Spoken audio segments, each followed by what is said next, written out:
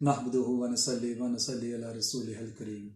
अम्मा बाद फ़ाऊज़ु बिल्लाहि मिनश शैतानिर रजीम। बिस्मिल्लाहिर रहमानिर रहीम। चंद बातें अबू बकर सिद्दीक़ के हवाले से है कि शायर लिखता है कि अगर कुरान पाक को हाथ लगाना है तो कपड़ों का पाक होना लाजमी है, जिस्म का पाक होना लाजमी है,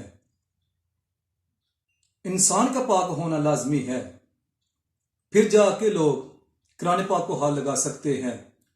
इसी तरह नमाज को पढ़ना है तो जगह का पाक होना लाजमी है, जिस्म का पाक होना लाजमी है, कपड़ों का पाक होना लाजमी है।